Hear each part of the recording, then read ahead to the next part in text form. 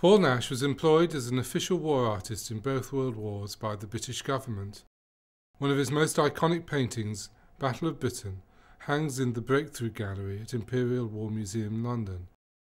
Nash's vision of a battle offers us a new way of looking at one of the defining moments of 1940. There's various elements to the painting which together build up and tell the story that Nash wanted to portray. You're looking out over the southern coast. This is probably the Cuckmere Valley, which appears in a number of his paintings. And we're looking across the English Channel to northern France. So the first idea you have is that Britain is separated from other countries. It's an island. It has its own particular life. It has its own particular sets of values.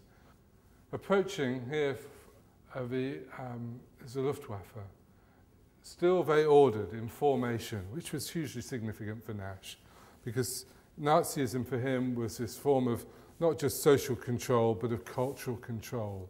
It was about the way that artists were constrained and censored. They're then engaged by these forces, the planes, the barrage balloons, the defences that rise out of the soil of Albion, literally appearing to emerge from the very ground itself. The engagement then happens over the channel, the English Channel, and what you see is this transformation of this ordered attacking force into these great swirls, these great flower tulip shapes formed out of the vapour trails.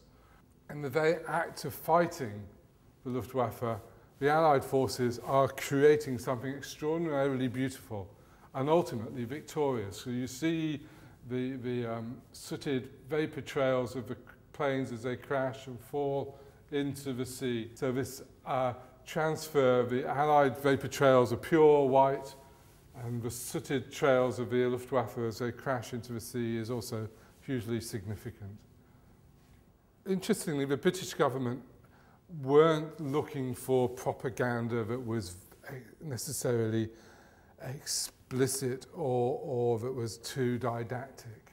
It wanted, in a sense, to represent its cultural values, British life, British liberal values, British cultural values to a wider audience.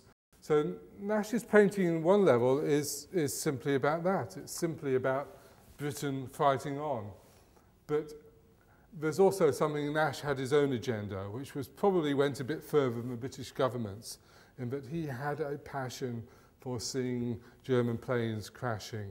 He would seek them out, seek out imagery, paint watercolours of them, ask for them to be made into postcards and to be dropped over Germany with appropriate messages.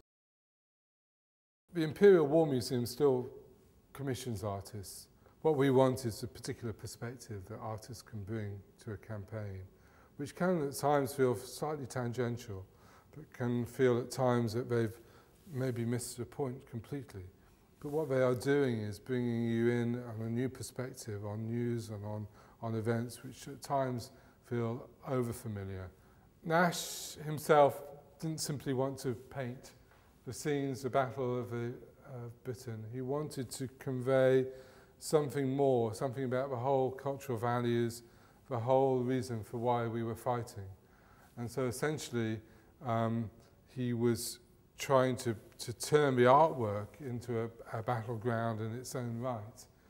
He draws on first-hand accounts from pilots. He seeks out photographs of the battle. He seeks out any sort of report he can to put together this picture. But it is an amalgam. It's a work of the imagination.